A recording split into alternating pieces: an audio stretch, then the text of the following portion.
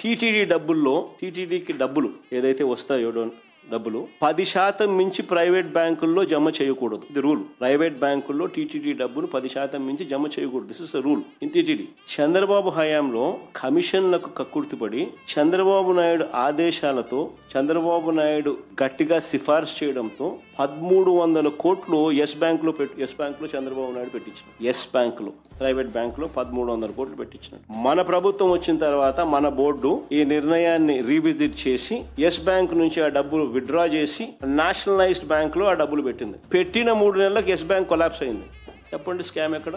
ఆ డబ్బులు తీసిన 3 నెలలకు ఎస్ బ్యాంక్ కొలాప్స్ అయింది ఆన్ దేర్ ఓన్ కౌంట్. ఒకవేళ ఈ డబ్బులు ఎస్ బ్యాంక్ లోనే ఉండింటే ఈ 1300 కోట్లు ఏమయ్యేటి? మరి ఏది స్కీము? ఇన్ని ఉన్నా కూడా మాకు ఎన్ని తెలిసినా కూడా టీటీడీ కాబట్టి రాజకీయాలకు లాగకూడదని జోలికి పోలా.